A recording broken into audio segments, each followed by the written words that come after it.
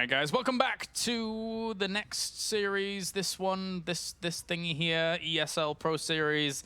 It's that series as well as this current series, which is a best of 5, best intro ever, between HasuObs and HeroMarine, as we are getting into game number 3 in just a little bit. Aolon Wastes will be our next map, to see who goes 2-1 up and is then 1 map away from advancing onto the grand finals, which will be played against ATN Zocker.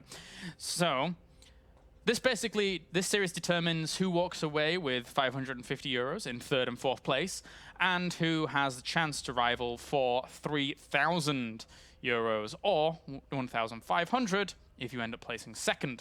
So some big money on the line here for these 4 players. And as you can already hear, the countdown has begun for game number 3. 1-1 apiece between these two teammates, looking to battle it out for that 1st or 2nd spot. And, well, HeroMarine looked very strong in game number 1. But HasuObs, as resilient as ever in game number 2. There was the differences from game number 1 to game number 2. HasuObs just did not allow drop play at all to be a factor in that 2nd game. So let's jump right on in, as we have spawning down to the bottom right our young Terran. He is HeroMarine. And up to the top left we have our old Protoss. He is HasuObs. I say old, he's exactly the same age as me. Actually, he's like 1 month older than me, I think. Almost on the dot. So anyway, so for now, let's see what they're going to do. Again, I liked the adaptation that we saw there from HasuObs from game number 1 to game number 2. Game number 1, very standard, down the line, straight cut play, Robo Forge off 2 base, and then into gateways. Now, that does leave you a little bit less mobile than you normally would be if you wanted to go for a Twilight Council play against some kind of drop harassment. So what does HasuObs do? Realize that, hey, Marine is being really aggressive with this drop play, to the point where he actually, his 2nd drop attempt was with something like 4 medevacs in 1 location. So opens up with a blink play, looks to put on some harassment, looks to put on some aggression. Didn't quite work out in the very end, but it does then leave him with the opportunity to be very defended. This is a pretty early probe scout looking for some kind of Rax proxy play. And he's not going to see any. He's just going to end up heading over there and seeing a pretty standard opener here from HeroMarine, who is looking to go Reaper once again. A good choice on this map. And there's already a pylon even going down over on this very right-hand side to eventually be able to spot any kind of drops that would come along from that direction. Hasu's going to poke on him, sees no command center, sees a supply depot, and aside from that, once he gets confirmation that this is indeed Reaper, as you can see there, then he's going to be fine and know exactly what's up. But aside from that, I'm wondering what Hasu's going to do. My bets are on the straight and true macro that we always see HasuObs end up going for. Anything else would be a little bit weird when it comes to HasuObs. He doesn't really mix up too much. And that was one of the weaknesses of HasuObs a long time ago during Wings of Liberty, the fact that he almost always played just the standard straight go-to macro build and was very predictable. And then when it came to the end of Wings of Liberty, Heart of the Swarm, he started mixing up things a little bit and occasionally mixing in 1 or 2 more aggressive plays. I wouldn't even go straight down as to say cheese from 1 base.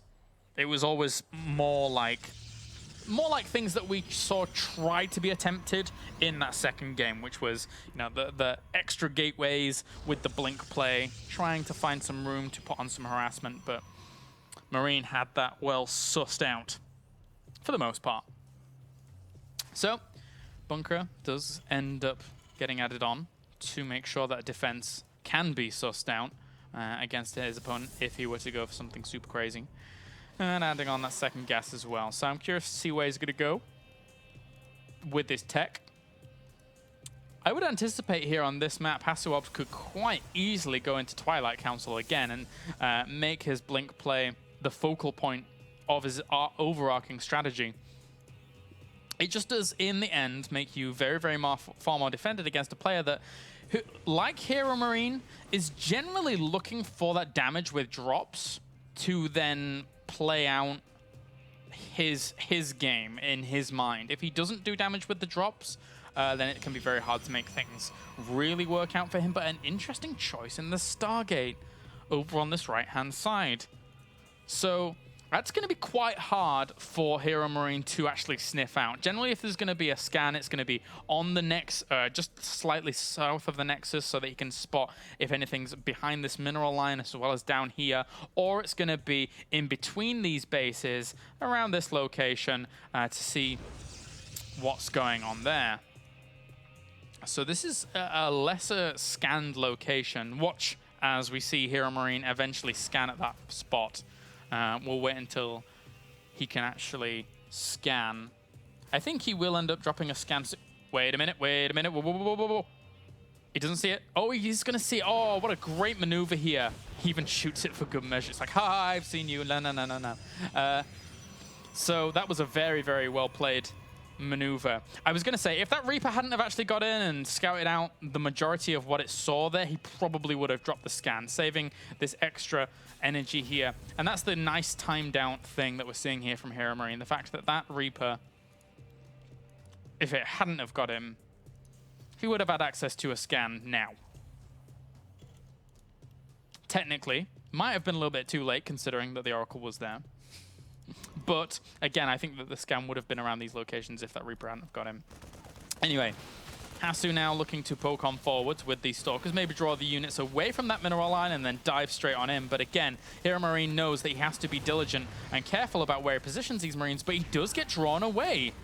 So I'm quite surprised that he allowed him to draw him so far. 5 workers have already gone down for HasuObs, but that's a lot of Marines, and bye-bye Oracle. All right, I wasn't expecting that amount of Marines in the main, as well as those at the natural. But good pickup. Stargate's on the way. HasuObs knows that Stargate and drop opportunities are going to try and go down here for his opponent, so he's adding on those Phoenix to try and hunt those down. Maybe put one on patrol at the back here, and then once it tries to boost past and then drop, it does at least put a timer on that drop, as he's going to try and bank them up at the back. But interestingly enough, once again, Hasu is still switching gears. He's still switching up modes, making it a bit harder for HeroMarine to try and read him. And this is something that, again, in the past, HasuObs just wasn't the most amazing at, but he's always amazing. And being able to employ a little bit more mind games now. Has to be careful, though. That's quite a lot of Marines. Where's his photon overcharge? Okay, he does have it, so he should be able to push this back. It's important that he does have that force field available to him as well, just in case those Marines wanted to walk up into the main. But he also has double photon overcharge, so that would have actually been a catastrophic idea there for HeroMarine, who does have Stim. He's trying to catch out one of those Stalkers, and will get it. At the loss of 2 Marines. 3 Marines, actually. All right. But again, all of this poking and prodding by HeroMarine has not been able to spot that Robo Bay at the back that is furiously chrono boosting out this Thermal Lance, as well as those Colossi that are now going to come out very, very quickly. All he has to do is hold this off, but he's still been hiding those Phoenix. The Phoenix transition is something of a mystery to him. He drops the scan, he sees the Colossus. He's like, well, you know, that's the normal composition I'm happy to see. But then once the engagement comes, if he wants to fly forwards with these Phoenix and try and pick these medevacs off, which he's actually going to here with this, I mean, kabam, that is revealed. And good luck getting away with the boosts. That's a little bit difficult. Good control here, moving above that ravine as well. And now those medevacs are going to have a very, very hard time of actually escaping. HasuObs has played this off nicely to the very last moment to try and catch the medevacs. Oh, very, very close to death. But always, always, always the bio is being slightly zoned out by the potential threat of that Colossus. And even picks up a few of these units. Maybe he's overextended though now. That one Colossus is dead and buried. The overextension has occurred, and might even get a few more of these gateway units.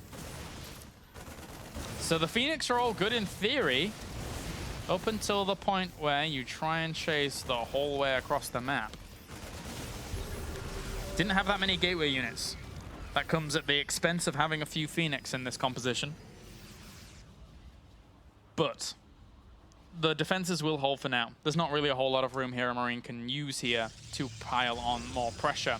The one thing that I'm liking here from HasuObs, though, is that he's saying, well, in the grand scheme of things, I actually have to add more gateways before I try and take my third base, because this bio is still present, or was present for quite a while.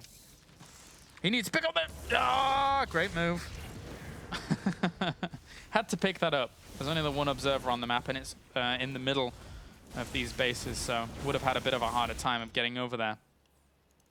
But for now, we have 5 barracks out. He's adding on a second starport to churn out a lot of Vikings very, very rapidly, which is a great choice here against Colossi Phoenix. There's no indication or signs of there really being too much of a massive Twilight Council transition coming on, nor could they even be if he still has Phoenix and Colossi in production. That's very, very gas heavy. You can't really transition onto Templar Archives unless that third base is down. Effectively, I mean. Of course, you could do it and then cut production of one of these, but you don't want to be inefficient with your production facilities.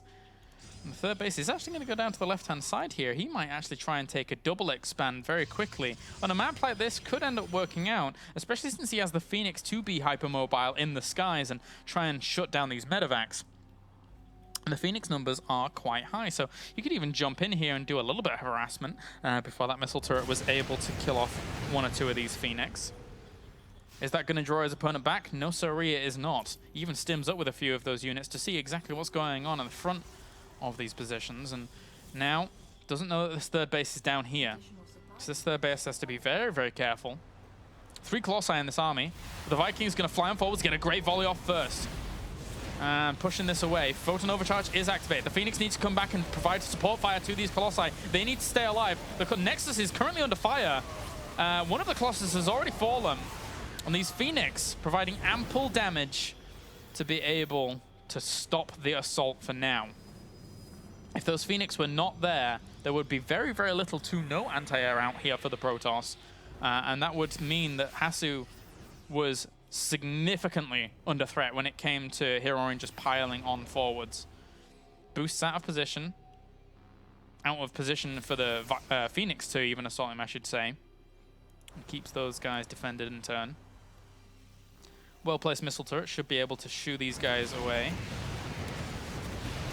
But gets a mule for his troubles. Was half duration still left on that, so easily denying a little bit of extra income, around 150 minerals in total. Or at least 150 minerals of opportunity cost in total that would have come in a little bit quicker there for the Terran, up until the point where he starts mining out that base fully. And for now, still Phoenix production. So I really enjoy the fact that we're seeing this heightened Phoenix production here from HasuObs, but I don't think he's had much of a response to the heightened Viking counts that we're seeing come out of HeroMarine, especially since he's about to have +1 weapons finish in 9 seconds. That's a lot of Vikings that we're seeing here that will kill off those Phoenix very, very quickly. The one thing he has to be careful of is the Archon on the low ground that could do a big, big volley to these Vikings if they're able to clump up, and indeed they do actually clump up. Oh, he lost so many Vikings in that. He's down to 4 Vikings, and 1 Colossus still remains. That could have gone better for the German Terran, but it's still not the worst position to be in. He spread his bio out very, very thinly here against all of this. He doesn't really have much of a response to the Phoenix, though, now. These Marine numbers are very, very light. As he brings a few more into the fray, as he pushes on forwards, how much damage can he actually do here to this? The Colossus did end up dying. That's a big, big deal. There's really not that much AoE damage left over. If he kills off that one last Archon, which he was trying to focus down for just a second there, another Phoenix will end up falling as well. More and more bio piles on forwards. HasuObs with this army is looking a little bit down and out. 88 army supply against 45. The Zealots try and charge on forwards, but as long as HeroMarine continues to kite on back, he can still push this away. Another Colossus, maybe the saving grace here of HasuObs. But the bio just does not let up. One more Archon, tries to morph in, but the bio's well spread. Well positioned, will kill off the gateway units, and then with that, as long as the reinforcements continue to be aggressive, the Vikings, there's no anti-air to deal with it. The Colossus will end up falling, as will the Phoenix. And HeroMarine here, there you go, game number 3 goes to him. He is now 1 map away from advancing on to the grand finals. This 16-year-old is one map away from at least gaining himself 1,500 and then rivaling Soccer at the very end for that 3,000 euros if he's able to make it work. So very, very good play here by HeroMarine. HasuObs now faces one last loss, and if that happens, he is out. Strong play by HeroMarine. Strong, strong play. An interesting build that Hasu brought to the table there in game number 3, but in the end, didn't quite work out. All right, so game number 4 will be on the way in just a second. Let's see if we can get into that just yet. Apparently, it's not been hosted. But once again, guys, a big thank you for joining me here at ESL TV. My name is Kyle Laris, if you don't know who I am. I'm some random English bloke. And we're going to have game number 4 in just a second. It's a lot of fun bringing you these games, doing a little bit of solo casting. It's where I get to just ramble to myself, which is always a treat for myself, at least. But I digress. Hopefully, we're going to get into game number 4. There we go. We can enter the lobby and jump right on in. As I said, Marine is one game away from advancing on to the grand finals. So Derelict Watcher will be our map. This is going to be a little bit of a difficult one here for HasuObs to make work. One thing that we saw halfway through this year, I want to say, is people's ability to actually play some very, very aggressive storm tactics going up against a Terran on this map. A very, very quick rush to storm, then either using that for the defense when your opponent was to push, and then just ripping it apart. But we've seen that HeroMarine can actually dodge those storms pretty well. Or the flip side of that, using that aggressively and going for a very, very big 7-8 gate push, and then using that to, in essence, soft or hard contain your opponent in that natural, which can be a little bit difficult to break out for a Terran from time to time. So HasuObs is just, he's not in the lobby just yet. We see this from a few other players who, you know, they get the opportunity to just relax in between these maps. Showtime showed that before. Unfortunately, was not able to really carry on through for the 3 maps in a row to win against Soccer. But now HasuObs has joined up the lobby, and we're going to be getting into this game in just a little bit. It's going to be a good one. As I say, HeroMarine has shown some very, very solid play. I wonder where HeroMarine is actually. He's obviously Grandmasters, but not ranked too highly in Grandmasters, actually. Where are we sitting? Load before it countdown. Okay, 187th. But I imagine he doesn't really play too much on this account. He's only got 35 wins in it, so Marine's pretty good. I imagine he's one of the barcodes on one of the Smurfs up higher a little bit in that table. But anyway, guys, Derelict Watcher now loading up here for our 4th game. Let's just jump right on in as we have spawning up to the north as our blue Terran once again, one map away from advancing on to the grand final here at the ESL Pro Series Winter Finals 2013. He is HeroMarine. And down to the bottom left, we have our red Protoss. Needs to bring this back, needs to tie up the series. He is HasuObs. Alrighty. So, Hasu, once again, has a little bit of a mountain to climb. I liked the ingenuity. I liked the ability to say, I am going to try this out. I know my opponent likes the drop play. I know he likes to be aggressive with drop play. But in the end, HeroMarine was able to adapt and quickly change up how he was going to play. Goes straight for the jugular, just goes straight for the punch through the middle of the map, as opposed to doing anything super, super fancy. For now, a map like Derelict Watcher here still does present quite a lot of drop potential, but HasuObs in game number 1 shut that down very nicely with his observer placement.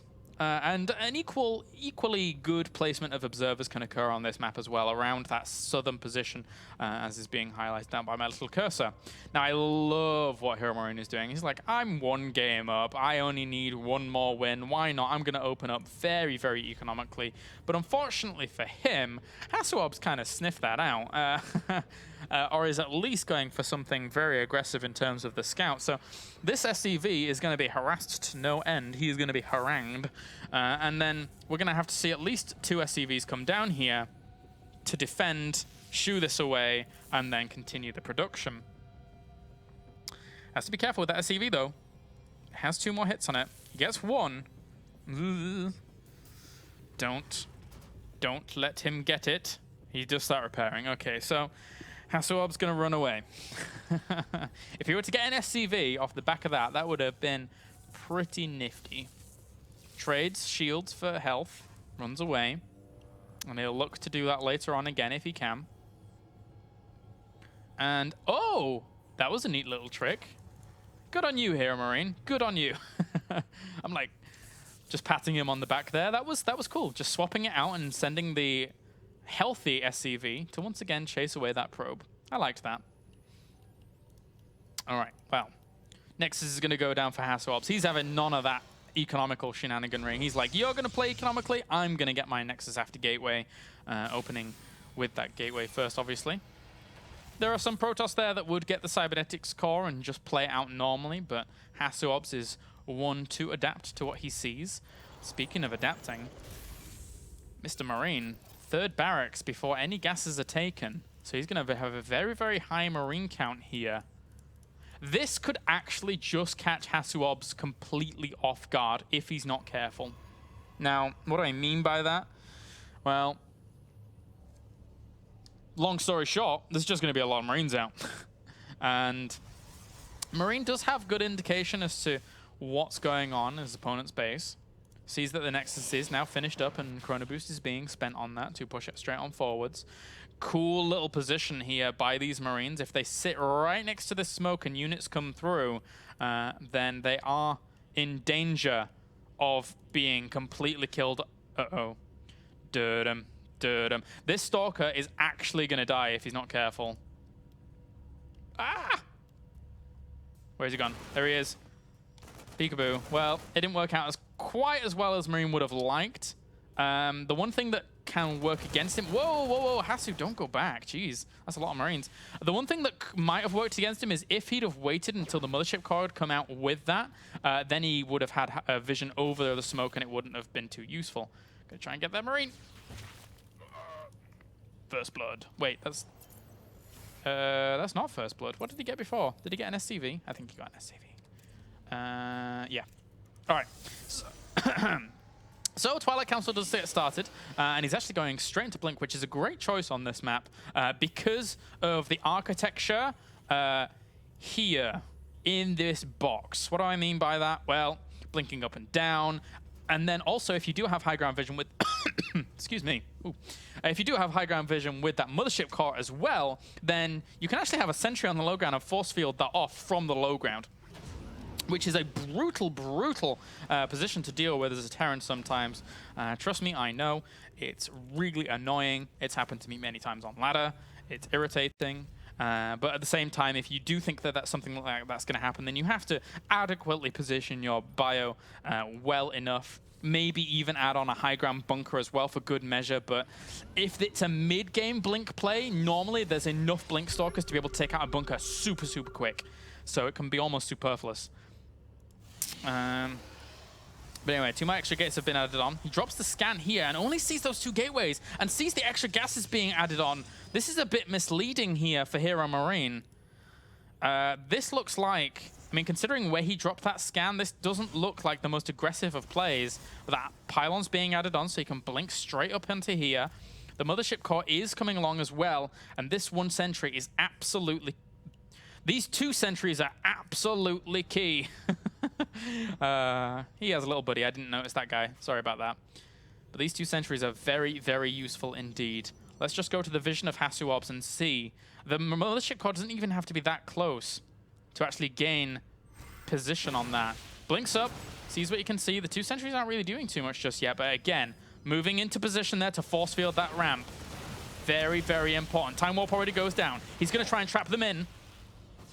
And he does, so now the main base is completely, the natural base is completely exposed, but HeroMarine knew that that was going on the whole time. He saw those sentries on the low ground, pulled his SCVs off very, very quickly to be able to push that away. And now HeroMarine does live to fight another day. I swear I haven't seen this game before, apart from in my ladder games. So, anyway. This is not a replay. Okay. Charge is on the way. He's also getting armor as well. So that was by no means some big, like, all-in play there from HasuObs. He's not looking to deal the crushing blow right now. But if he doesn't do proper damage here, if he doesn't do proper damage at all, HeroMarine's power in his bio is gonna actually overwhelm. It's 51 army supply against 38 right now. These Blink Stalkers, their job at this point in time is to buy time for that Twilight Templar Archives to finish, because if it doesn't and he gets hit before Storm finishes, now with this, it's gonna be very difficult for HasuObs to actually hold on. Yes, he will have Photon Overcharge. Yes, he will have Sentries, so he should have enough with these Zealots as well to buy time and get a few worker kills to continue on this game. But the Zealots moving in general is a fantastic choice, but actually there's enough bio there to be able to hold that back. The one thing that does is just slow down the reinforcements in general. As he's going to try and go up here. He realizes there's only one sentry. Oh, this actually might be a little bit scary here for HasuObs. Nah, actually no, with the Photon Overcharge and everything, it should be fine. Even the Zealots, though, do end up dying pretty quickly here at the back. So this game is going to play out a little bit further. HasuObs has quite the bank, actually. Not enough gateways to be able to spend that bank. Not enough production facilities to be able to spend that bank. 5 gateways across 2 bases without actually having the support of Robo Facility or Stargate. But now he's just going to be adding on the 3 extra gateways behind this. So once again, straight to the big gateway play. And he has found that pylon. So that's going to alleviate a lot of the problems here for him. I won't be surprised if we very soon see HasuObs add on a Robo Facility and then go into Warp Prism harassment. Because getting a probe onto the map right now, I say that, but there's one up here. Dear me. Getting a probe onto the map, if it wasn't out there already, is very difficult from this point on. So the third base is going to go down. The Robo should be following this up pretty quickly afterwards. And he actually does have a probe down here as well, so he's found the opportunity to snake around and shark around a bit and eventually get those pylons up and running so he can try and buy some time against this Bioforce that is pushing forwards. This is a very strong army here from HeroMarine. So only got +1 upgrades. That does counteract the armor that we're seeing there from HasuObs in the end, and the third base is guaranteed to be cancelled. There's really no way he can actually save that. I'm surprised though actually the whole force isn't firing that down. I'm very surprised, but he's looking to try and swing in from both angles here. I can't actually believe that this has happened. He could have forced the cancellation of that with all of his bio, or at least the big portion that was up there. A lot of it was not firing. So I think a missed opportunity there for HeroMarine. Meanwhile, Zealot's going to go for the harassment again. The reinforcements are going to charge on through the middle of here and bulldoze through to try and catch out this army. But now +2 armor is finished. Against 1-1. How many storms? There's so many High Templars. This is going to buy HasuObs so much time with those storms. Needs to send a few units down to this third. Otherwise, these Zealots are going to carve up quite a bit of that. Did get another Zealot there. But good job by these Zealots so far. A few Marines do come back to reinforce. HeroMarine, meanwhile, posturing outside. He's supply blocked. He is supply blocked. 3 supply depots about to finish up. He needs to split as perfectly as he possibly can do. There's a lot of room on Derelict Watcher for him to do that. So it's the perfect map to try and dodge these storms. That storm didn't really get the connection that it wanted to, as HeroMarine was well aware it was about to occur. But the Zealots will charge all of that down. And the Zealots over here really didn't get too many worker kills. Maybe like 2 or 3, not a whole lot.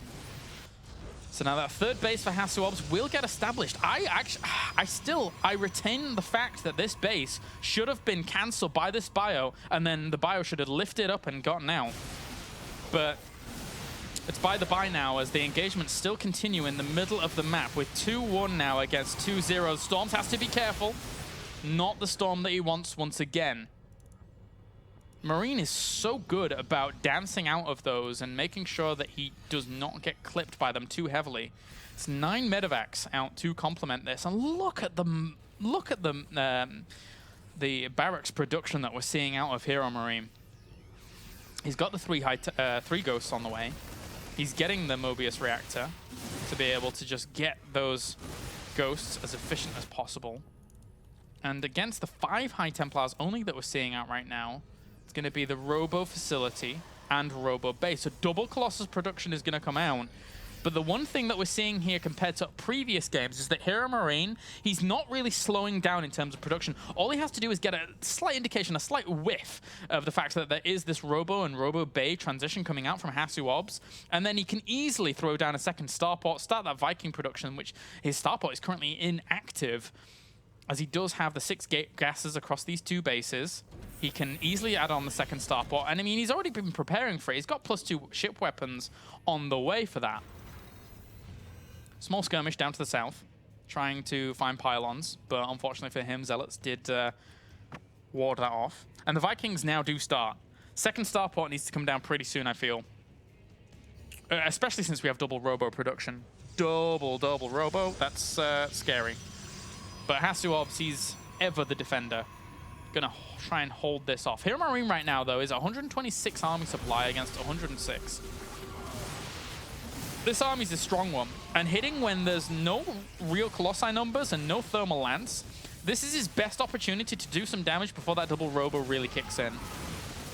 Ghosts on the way anytime. That's a lot of Ghosts. Not too bad. Storms will kill off the small contingents of units that are pushing forwards there initially, but he spread his units out very well to try and catch any flanking Ghosts, High Templars, that would come along. No, oh, nice EMPs. Will hit quite a lot of those High Templars. Right now, how many does he have left? He has 6. Some on the high ground, but we're not really doing the big amounts of damage that he would like to do. That one Colossus has a lot of work ahead of itself, as this bio will rip through quite a lot of these Zealots. And then once they are dead, there's not a whole lot here for HasuObs left over. 100 army supply against 70, against 40 even. And the High Templars at the back, despite landing some good storms, this bio is very low, but it's still powering on forwards. Army supply 96 to 30. HasuObs in a lot of trouble, but the bio contingents at the front, because they were so low, they do end up getting completely evaporated by a lot of those units.